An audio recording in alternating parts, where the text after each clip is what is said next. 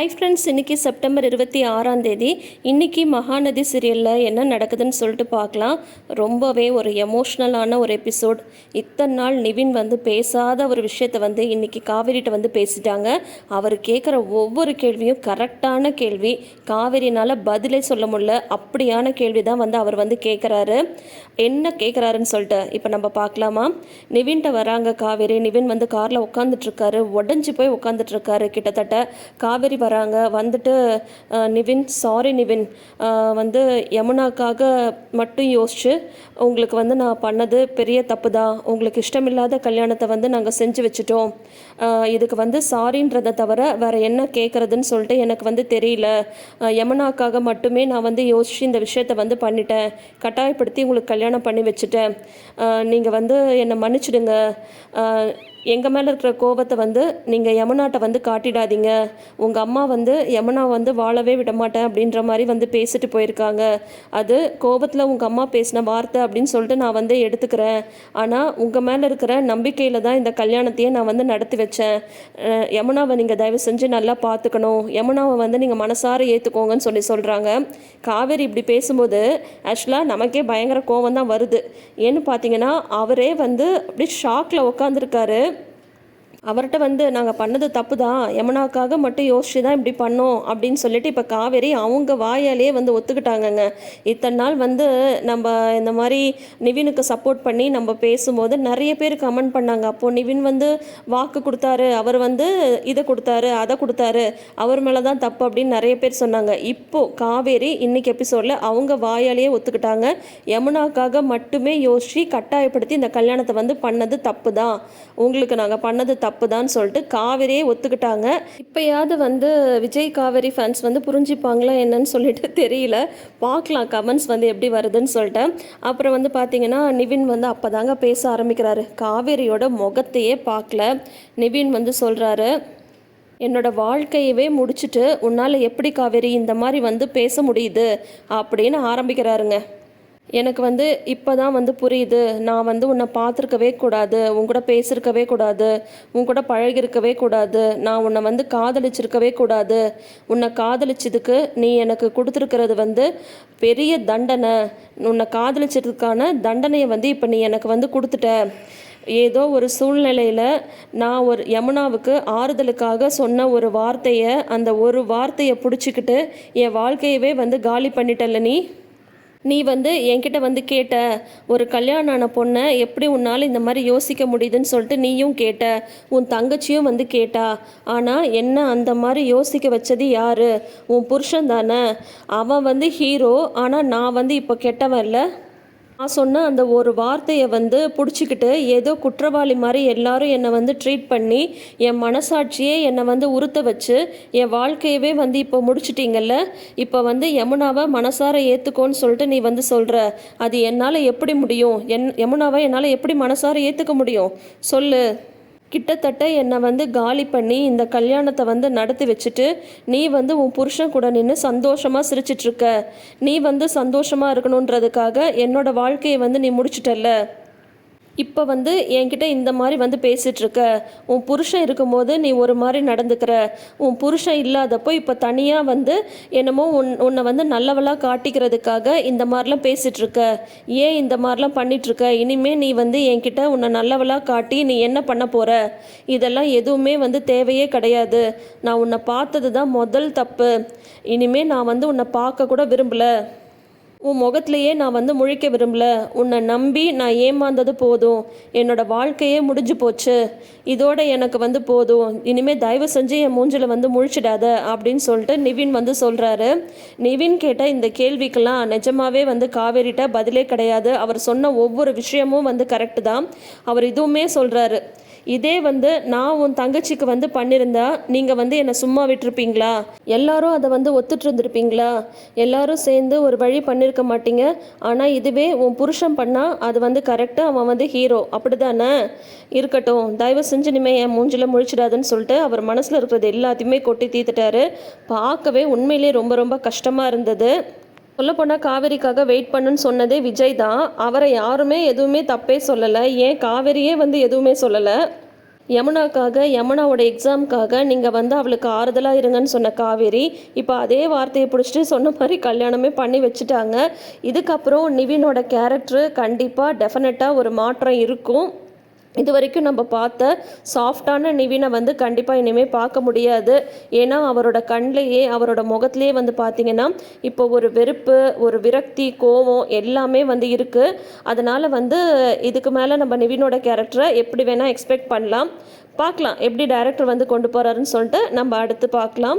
இப்போது உள்ளே வந்து பார்த்திங்கன்னா யமுனா வந்து உட்காந்து அந்த தாலியவே பார்த்துட்ருக்காங்க. விஜய் வந்து எல்லாருக்கும் கணக்கெல்லாம் முடிச்சு பணம்லாம் கொடுத்துட்ருக்காங்க. இவங்க இப்படி உட்காந்துட்டு இருக்கிறத பார்த்துட்டு விஜய் வந்து யமுனாட்ட வராரு. விஜய் கிட்ட வந்ததும் வந்து ஏன் யமுனா, நான் வந்து உன்னை நிவின் கூட வந்துட்டு தானே உட்கார சொன்னேன், நீ ஏன் இங்கே உட்காந்துட்ருக்க அப்படின்னதும், இல்லை மாமா நான் உங்கள் கூட கொஞ்சம் பேசணும் அதுக்காக தான் இங்கே இருக்கேன் அப்படின்னதும், என்ன விஷயம் அப்படின்னு சொல்கிறாங்க. ரொம்ப ரொம்ப தேங்க்ஸ் மாமா, எனக்கு தெரியும் இந்த பசுபதி வந்து நிவினோட அப்பா அம்மா வர வச்சதும் அங்கே வந்து எவ்வளோ பெரிய ஹீட் ஆர்குமெண்ட் வந்து நடந்திருக்குன்னு சொல்லிட்டு, ஆனால் அது எல்லாத்தையும் தாண்டி இந்த கல்யாணத்தை வந்து நீங்கள் நடத்தி வச்சுருக்கீங்க. அவங்க எப்படியெல்லாம் பேசியிருப்பாங்க, எப்படிலாம் அசிங்கப்படுத்திருப்பாங்க எல்லாமே எனக்கு வந்து தெரியுது. எனக்காக நீங்கள் அது எல்லாத்தையும் பொறுத்துட்டு இருந்திருப்பீங்கள்ல, எனக்கு அதை நினைக்கும் போது கஷ்டமாக இருக்குது. இங்கே வந்துட்டு கூட அக்காவையும் உங்களையும் அவங்க அப்பா அம்மா வந்து ரொம்ப தப்பாக பேசிட்டாங்க. இது எல்லாத்தையும் மீறி நீங்கள் வந்து எனக்கு கொடுத்த வாக்கை காப்பாற்றணுன்றதுக்காக இந்த கல்யாணத்தை வந்து நடத்தி வச்சுருக்கீங்க. ரொம்ப சாரி மாமா அப்படின்னு சொல்லிட்டு சொல்கிறாங்க. உடனே வந்து விஜய் வந்து சொல்கிறாங்க, ஐயோ யமுனா இதெல்லாம் நடக்கும்னு சொல்லிட்டு நம்ம முதல்ல எல்லாமே எதிர்பார்த்தது தானே, எல்லாத்துக்கும் துணிஞ்சு தானே இதை வந்து நம்ம நடத்தி வச்சுருக்கேன். இதெல்லாம் தெரிஞ்ச விஷயந்தான், நீ அதை பற்றியெல்லாம் எதுவுமே வந்து யோசிக்காத. ஆனால் இன்னொரு விஷயம் நீ வந்து நல்லா தெரிஞ்சுக்கணும். நிவினுக்கு வந்து நம்ம இப்போ கட்டாயப்படுத்தி தான் இந்த கல்யாணத்தை வந்து நடத்தி வச்சுருக்கோம். நிவின் மேலே உண்மையிலேயே எந்த தப்புமே வந்து கிடையாது. கொஞ்சம் நல்லா யோசிச்சுப்பார். நிவின் வந்து உன் கூட பழகி உன்னை ஏமாற்றணுன்ற நோக்கத்தோடைய அவன் கூட பழகினாரு அப்படின்னு சொல்லிட்டு கேட்குறாங்க. யமுனா வந்து இல்லைன்னு சொல்கிறாங்க. ஆமாம் எனக்கு தெரியும், நிவின் வந்து ரொம்ப ரொம்ப நல்லவன், உன்னை ஏமாற்றணுன்ற நோக்கத்தோடலாம் வந்து அவன் உன் கூட பழகவே இல்லை. ஆனால் நீ வந்து அவன் மேலே எவ்வளோ ஒரு உயிரையே வச்சுருந்தன்னு சொல்லிட்டு தான் இந்த கல்யாணத்தையே இப்போ வந்து நாங்கள் நடத்தி வச்சுருக்கோம். நீ வந்து அவன் மேலே வச்சுருந்த அவ்வளோ ஒரு வெறித்தனமான ஒரு இதுக்காக தான் வந்து இந்த கல்யாணமே நடந்திருக்கு. உனக்கு ஒரு விஷயம் தெரியுமா, நிவின்கிட்ட வந்து காவேரி எத்தனையோ தடவை வந்து பேசினா, எப்படியாவது உனக்காக நிவினை பேசி கன்வின்ஸ் பண்ணணும்னு பார்த்தா, ஆனால் நிவினோட கஷ்டமும் அவனுக்கு வந்து ரொம்ப ரொம்ப புரிஞ்சது. அதனால் அதுக்காகவும் அவள் வருத்தப்பட்டுட்டு இருந்தா. உன்னை பேசி கன்வின்ஸ் பண்ணணும்னு பார்த்தா உன்னை வந்து அவளால் எதுவுமே வந்து பண்ண முடியல. உன்னோட முடிவில் வந்து நீ ஸ்ட்ராங்காக இருந்த. அதனால் உன் ஒருத்திக்காக தான் நாங்கள் வந்து இவ்வளோ பெரிய விஷயத்தையே வந்து நடத்தி வச்சுருக்கோம். நீ கஷ்டப்படுறத வந்து காவேரினால் பார்க்க முடியல, காவேரி கஷ்டப்படுறத என்னால் வந்து பார்க்க முடியல. உனக்காகவும் பேச முடியாமல் நிவினுக்காகவும் பேச முடியாமல் அவள் வந்து தவிச்சிட்டு இருந்தா. அவள் வந்து கஷ்டப்படக்கூடாதுன்றதுக்காக தான் நான் வந்து இதில் வந்து இறங்கினேன். செய்கிறது தப்புன்னு தெரிஞ்சும் இந்த கல்யாணத்தை வந்து நடத்தி வச்சேன். சொல்லப்போனால் நிவினை வந்து கிட்டத்தட்ட மிரட்டி தான் இந்த கல்யாணமே வந்து நடந்திருக்கு. இதுக்கு மேலே தான் உனக்கு வந்து ரிஸ்கே ஆரம்பிக்குது. இங்கே நடந்ததெல்லாம் ஒரு விஷயமே வந்து கிடையாது. இதுக்கு மேலே நீ இன்னும் பெரிய பெரிய விஷயத்தெல்லாம் பார்க்க வேண்டியது இருக்கும் அப்படின்ட்டு விஜய் சொல்லிட்டு இருக்கும் போதே ரமணா வந்து சொல்கிறாங்க, இல்லை மாமா எனக்கு வந்து நிவின் மேலே நம்பிக்கை இருக்குது, நான் அவர் கூட பழகியிருக்கேன், இப்பையும் என்னோட இதில் வந்து நான் உறுதியாக தான் இருக்கேன், என்னோட அன்புனால பொறுமைனால அவரோட மனசை வந்து என்னால் மாற்ற முடியும் அப்படின்னு யமுனா வந்து சொல்கிறாங்க. இதை தூரத்துலேருந்து பார்த்துட்ருக்கிற காவேரி வந்து சொல்கிறாங்க, அது வந்து ரொம்ப கஷ்டம் யமுனா, இதுக்கு மேலே வந்து நீ நிறைய பார்க்க வேண்டியது இருக்கும் அப்படின்னு சொல்லிட்டு அவங்க மனசில் நினைக்கிறாங்க. அதை வந்து அப்படியே விஜய் வந்து யமுனாட்ட சொல்கிறாரு, அது வந்து ரொம்ப கஷ்டம் யமுனா, இதுக்கு மேலே நீ வந்து நிறைய பார்க்க வேண்டியது இருக்கும். கண்டிப்பாக கோபத்தை வந்து நிவின் உன் மேலே வந்து காட்டுவார், அவரோட வெறுப்பை வந்து காட்டுவார். அது எல்லாத்துக்கும் நீ வந்து பொறுமையாக இருந்து உன்னோட அன்பை வந்து நீ அவர்கிட்ட காட்டணும். உன்னை கல்யாணம் பண்ணிக்க கொடுத்து வச்சிருக்கணும் அப்படின்ற மாதிரி நிவினை வந்து மாற்ற வேண்டியது உன்னோட பொறுப்பு அப்படின்னு சொல்லிட்டு விஜய் வந்து சொல்லிட்டு இருக்காரு. கிட்டத்தட்ட நிவினுக்கு நம்ம பண்ணது வந்து பெரிய துரோகம் தான் அப்படின்ற மாதிரி விஜயுமே அவரோட அக்செப்டன்ஸை வந்து இப்போ யமுனாட்ட வந்து கொடுத்துருக்காரு. ஒருத்தியோட விருப்பத்துக்காக மட்டும்தான் எல்லாத்தையும் மீறி தப்புன்னு தெரிஞ்சும் இந்த கல்யாணத்தை வந்து நாங்கள் நடத்தி வச்சுருக்கோம். சொல்லப்போனால் ரெண்டு பக்கமும் பேசி எல்லாரோட பர்மிஷனும் வாங்கி தான் இந்த கல்யாணத்தை நடத்தணும்னு நான் வந்து நினச்சேன். ஆனால் உன்னோட கண்டிஷனே வேறு மாதிரி இருந்தது. அதை நினச்சி காவேரி வந்து ரொம்ப பயப்பட்டா. அதுக்காகவே தான் இவ்வளோ பெரிய ரிஸ்க் எடுத்து இந்த கல்யாணம் வந்து நடந்திருக்கு. இனிமேல் எல்லாமே உன் கையில் தான் இருக்குது. நிவினை வந்து ரொம்ப பொறுமையாக இருந்து தான் நீ மாற்றி ஆகணும். பெரிய பெரிய டிஃபிகல்ட்டிஸ்லாம் நீ வந்து ஃபேஸ் பண்ண வேண்டியது இருக்கும். அது எல்லாத்தையும் நீ வந்து பொறுமையாக கடந்து வரணும் அப்படின்ட்டு விஜய் வந்து சொல்லிட்டு இருக்காரு. அப்போ காவேரியுமே வந்து வந்துடுறாங்க. வந்ததுமே காவேரிட்டையும் யமுனா வந்து சாரி கேட்குறாங்க. இந்த மாதிரி அவங்க அப்பா அம்மா வந்து ரொம்ப தப்பாக ஒன்று பேசிட்டாங்க அப்படின்னதும் அதெல்லாம் ஒன்றும் பிரச்சனையே இல்லை. இப்போ நம்ம அம்மா இந்த இடத்துல இருந்திருந்தாலும் அதே மாதிரி தான் அவங்களும் நடந்துட்டு இருப்பாங்க. எனக்கு அதெல்லாம் ஒரு பிரச்சனையே இல்லை. ஆனால் இதுக்கு மேலே தான் உன்னோட லைஃப் வந்து ஆரம்பமாக போகுது. நீ வந்து ரொம்ப பொறுமையாக இருக்கணும் யமுனா. கண்டிப்பாக நிவினை சமாளிக்கிறது ஒரு பெரிய சவாலாக தான் உனக்கு வந்து இருக்க போகுது. அதை வந்து நீ பொறுமையாக இருந்து ஹேண்டில் பண்ணணும் அப்படின்னு சொல்லிட்டு காவேரியுமே வந்து சொல்லிட்டு இருக்காங்க யமுனாக்கு. கண்டிப்பாக்கா என்னோட அன்பால் டெஃபினட்டாக நான் வந்து அவரை வின் பண்ணிடுவேன், அவரோட மனசை வந்து நான் மாற்றிடுவேன் அப்படின்றாங்க. இதே நம்பிக்கையோட நீ வந்து இருக்கணும் அப்படின்னு சொல்லிட்டு விஜயும் காவேரியும் வந்து சொல்கிறாங்க. தப்புன்னு தெரிஞ்சே இப்போ அவங்க ஒரு விஷயத்தை வந்து பண்ணியிருக்காங்க. எல்லாமே யமுனாக்காக தான் அப்படின்னு சொல்லிட்டு 2 பேருமே அவங்க வாயாலேயே வந்து ஒத்துக்கிட்டாங்க. அதே சமயம் இப்போ பார்த்தீங்கன்னா, சரி இப்போ நம்ம வந்து கிளம்பலாம், இப்போ நேராக நம்ம அங்கே வீட்டுக்கு தான் போகிறோம் அப்படின்னதும், வீட்டுக்கா அப்படின்னதும் வேற என்ன, நீ வந்து கெஸ்ட் ஹவுஸ்லேயே இருந்துடலான்னு பார்த்தியா, இதுக்கு மேலே வந்து மறைக்க முடியாது, வீட்டுக்கு போய் தான் ஆகணும் அப்படின்றாரு விஜய். இப்போ நான் கூட அதை நினச்சி தான் பயந்துட்டுருக்கேன். எப்படியும் அம்மா வந்து சமாளிச்சிடலான்னு நினச்சேன். ஆனால் இப்போ எனக்கு கை கால்லாம் உதறது, அம்மா என்ன பண்ண போகிறாங்கன்னே தெரியலன்னு காவேரி வந்து பயப்படுறாங்க.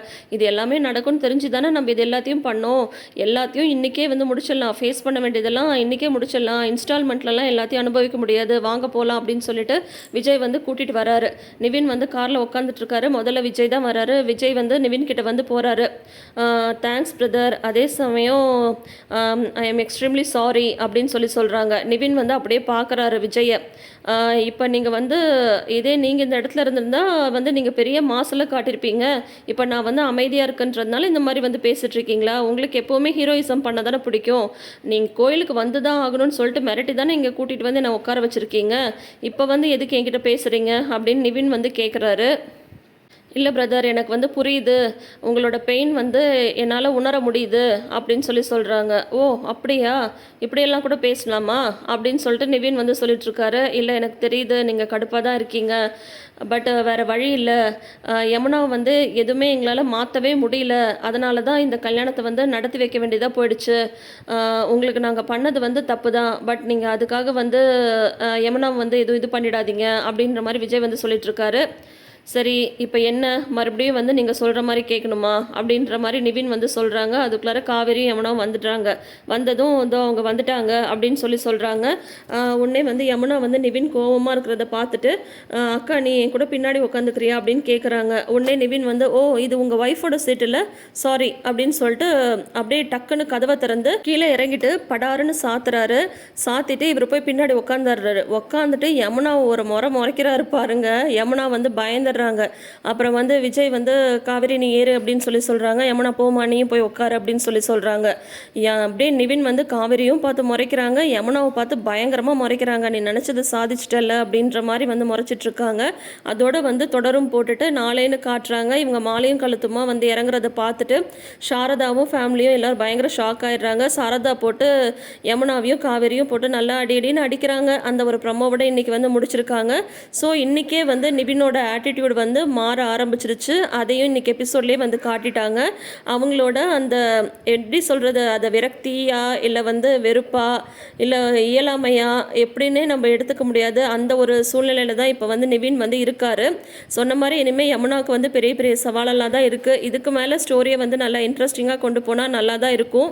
ஏன்னா இத்தனை நாள் இந்த யமுனாவோட கல்யாணம் யமுனாவோட அழுகை இது எல்லாத்தையும் பார்த்து நம்மளுக்கு போர் அடிச்சிருச்சு இல்லையா? அதனால் இனிமேல் கொஞ்சம் இன்ட்ரெஸ்டிங்காக கொண்டு போவாங்கன்னு நினைக்கிறேன். என்ன நடக்க போகுதுன்னு வெயிட் பண்ணி பார்க்கலாம். தொடர்ந்து வீடியோஸ்க்கு நம்ம சேனலை சப்ஸ்கிரைப் பண்ணிக்கோங்க. நோட்டிஃபிகேஷன் பெல் ஐக்கானில் ஆல் சிம்பிள் கிளிக் பண்ணிக்கோங்க. கூடவே மகாநதி சீரியலை பற்றி நீங்கள் என்ன நினைக்கிறீங்கன்றதை மறக்காமல் கமெண்ட் செக்ஷனில் வந்து சொல்லுங்கள். நிவினோட நடிப்பை பற்றி நீங்கள் என்ன நினைக்கிறீங்கன்றதையும் மறக்காமல் ஷேர் பண்ணுங்கள். தேங்க்யூ.